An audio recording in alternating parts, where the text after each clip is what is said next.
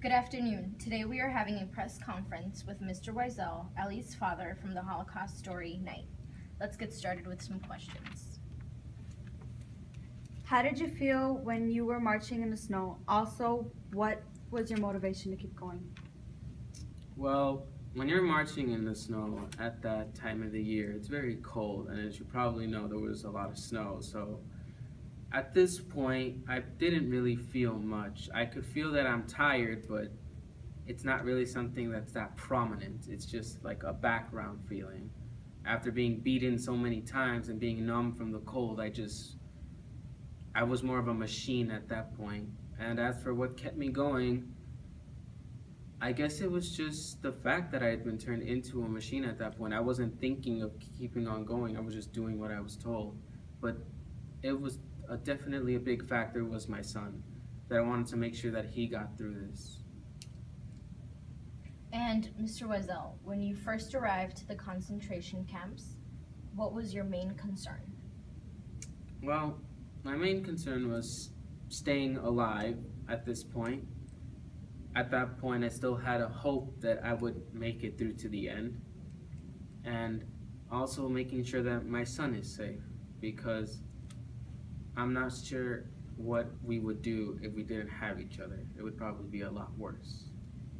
Mr. Wiesel, in your honest opinion, whose survival worried you more, yours or your son's? Well, I think instinctively we all worry about ourselves in the beginning. But if I think about it for a bit, I would most honestly be worried about my son's survival.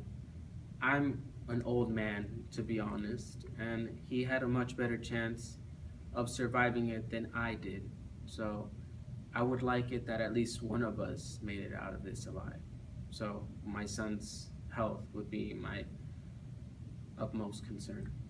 Mr. Wiesel, something that keeps messing with me is why did you give up on life when you were so close to freedom? Are you referring to the last camp I was in? Yes. Well, the disease that I had contracted, it tends to weaken you quite a bit. So I wasn't really thinking straight at that point, for one. And at that point, I didn't feel much. There was pain, but it was numb pain. It was just there. But at that point, I just didn't feel like going on. Any will I had to live had been sapped out of me. And while I couldn't think straight, I knew something was wrong. And I had the idea I'm probably not going to make it out of this. So I stopped trying. I just wanted a comfortable death. So I kept asking my son to bring me water, even though he kept on telling me it wasn't going to help. In fact, it would probably worsen my condition. But at that point, life just didn't have a point anymore. At least I had no business being alive. Mr. Wiesel, when you were hit and you told your son it didn't hurt, was it because you were worried about your son's opinion? Well, yes, actually, for the most part it was. But when you're running the risk of being thrown in a crematorium, you have other worries apart from being hit. So the pain, I didn't take much notice of it apart from the instant contact from when I was hit, but it was mostly due to the fact that I didn't want my son to see me in pain. I didn't want him to feel bad, to think he could have intervened and stopped it because of my old condition. So yes, it was mainly to help my son.